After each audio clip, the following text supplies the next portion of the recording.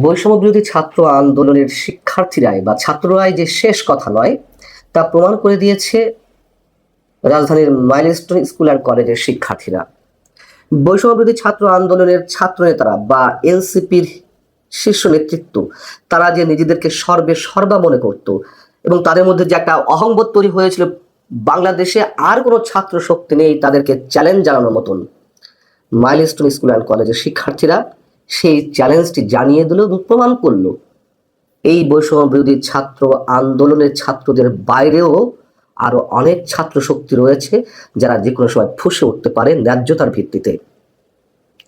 অন্তর্বর্তী সরকারের বিরুদ্ধে গত এক বছর যারা নিশ্চুপ ছিলেন, অবজার্ভ করছিলেন সবকিছু, তারা এখন মুখ খুলতে শুরু করেছেন।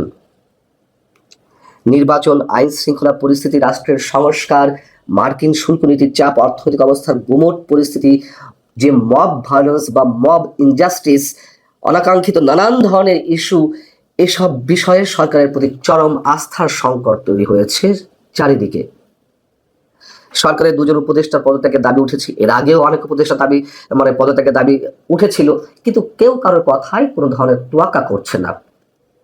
শিক্ষা সচিবকে সরিয়ে নেওয়া হলো তার পদ থেকে রাত ৩টার সময় এসএসসি পরীক্ষা স্থগিত করার ঘোষণা দেওয়ার মধ্য দিয়ে। তাহলে শিক্ষা উপদেষ্টা কেন সরতে হবে না? এবং বড় অদ্ভুত যুক্তি এই সব উপদেষ্টাদের, আগেকার রাজনৈতিক সরকারের মন্ত্রীরা যে সব যুক্তি দিয়েছেন এরাও তাই। শিক্ষা উপদেষ্টা সিআর আবরার নিজেকে মহৎ উদার প্রমাণ করার জন্য একটা ডায়লগ দিলেন যে পদ আঁকড়ে ধরে রাখতে পদে আসেননি, তবে নিয়োগকর্তা বললেই তিনি চলে যাবেন। আরে নিয়োগকর্তা বললে তো চলে যেতেই হবে, তখন আর কি উপায়? প্রত্যেকেই এমন কথা বলেন এবং যে দাবিটি উঠেছে সেটা তো যৌক্তিক দাবি। শিক্ষা সচিবকে যদি প্রত্যাহার করা হয় তাহলে আপনি থাকবেন কোন নৈতিকতার ভিত্তিতে? আর প্রধান উপদেষ্টা ক্ষণে ক্ষণে নাটক রচনা করেন, কোনো ধরনের সমালোচনা, সরকারের কোনো ধরনের ত্রুটি বিচ্যুতি নিয়ে সমালোচনা তুমুল পর্যায়ে গেলে তিনি বলেন যে আমি আর থাকবো না এই পদে। বারণ করেছে কে? চলে যান, চলে যাওয়ার সময় এসে গেছে। এমন একটা ধারণা সারা দেশের মানুষ গিয়ে তার পায়ের কাছে লুটিয়ে পড়বে, না না আপনাকে যেতে দেওয়া হবে না। নির্লজ্জতার চরম দৃষ্টান্ত স্থাপন করছেন এই কথিত নোবেল বিজয়ী অধ্যাপক ডক্টর মোহাম্মদ ইউনূস সাহেব। প্রকাশ্যে এখন এই কথাগুলো বলতে হবে। আমরা সামাজিক যোগাযোগ মাধ্যম লক্ষ্য করছি গত 2-3 দিন ধরে। সামাজিক যোগাযোগ মাধ্যমে সাধারণ মানুষের মধ্যে মাইলস্টোন স্কুল অ্যান্ড কলেজের যে দুর্ঘটনা সেটি নিয়ে যে নাড়া দিয়েছে মানুষের মনে, হৃদয়ে, তার মধ্যে মিনিমাম কোনো নাড়া দিয়েছে? দেয়নি তো। আমি শুধু প্রতিটি ঘন্টা গুনি, 3 দিন হয়ে গেল, 72 ঘন্টা হয়ে গেল। এই ভদ্রলোক এই বিমান দুর্ঘটনার, দেশের ইতিহাসে এত বড় দুর্ঘটনায় যারা আহত হয়েছেন তাদেরকে কোথাও দেখতে গেলেন না, ক্ষতিগ্রস্ত এলাকা পরিদর্শনে গেলেন না। এমন রাজাকে আমরা আর কোথাও আর কখনো পেয়েছি দেশে? নিজেকে তিনি প্রাসাদ বন্দী করে রেখেছেন, চূড়ান্ত এক ভয়ের মধ্যে তিনি বসবাস করছেন। ভয় তার চারিদিক আষ্টে পৃষ্ঠে বেঁধে রেখেছে। কোটা সংস্কার আন্দোলনের চূড়ান্ত মুহূর্তে সাবেক প্রধানমন্ত্রী শেখ হাসিনাও তো 30শে জুলাই, 5 আগস্ট যেই সরকারের পতন হলো, সেই সরকারের প্রধানমন্ত্রী শেখ হাসিনা তার 4 দিন আগে 30শে জুলাই তিনি আহতদের দেখতে গিয়েছিলেন হসপিটালে। তার জীবনটা তো ভয়ঙ্কর ঝুঁকির মধ্যে ছিল, তারপরেও তিনি গিয়েছিলেন।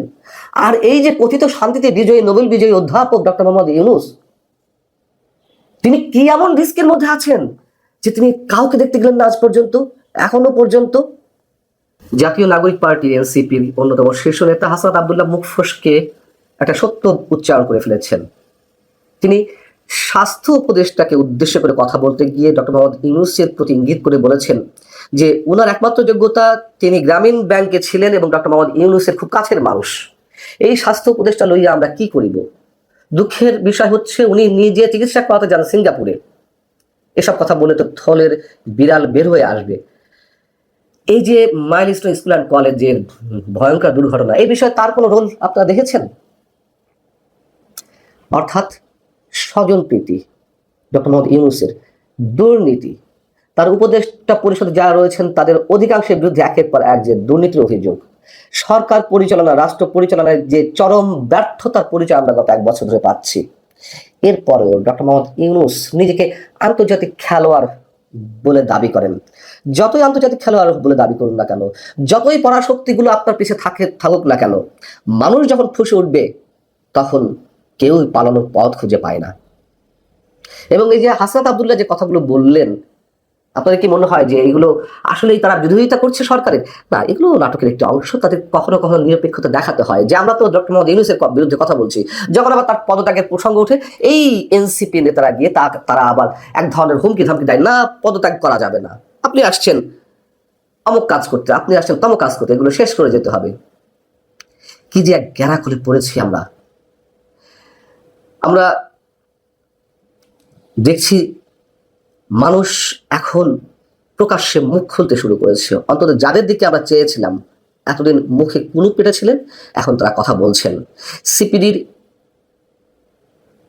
সম্মানিত যে ফেলো দেবপ্রিয় ভট্টাচার্য, বাংলাদেশের অন্যতম অর্থনীতিবিদ, তিনি রাজধানীতে একটি অনুষ্ঠানে যে মন্তব্য করেছেন তা হচ্ছে এরকম: সরকারের কোনো নৈতিক অবস্থান পরিষ্কার করা নেই। এখন মোটামুটি পরিষ্কার হয়েছে যে আমরা সরকার বলতে যাদের দেখি, আনুষ্ঠানিকভাবে আসলে তার ভেতরেও আরেকটি সরকার রয়েছে। চরম বাস্তবতা সম্পন্ন একটা কথা।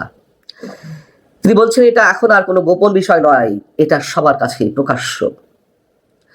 অধ্যাপক দিলারা চৌধুরী, রাষ্ট্রবিজ্ঞানী, তিনি বলছেন আমরা জাতীয় সংকটে পড়েছি। বাইরের দেশে হস্তক্ষেপ, অর্থনীতি, শিক্ষা, স্বাস্থ্য, ক্লাসরুমে ছেলেদের ফিরে না যাওয়া, এসব সংকট অত্যন্ত ঘনীভূত।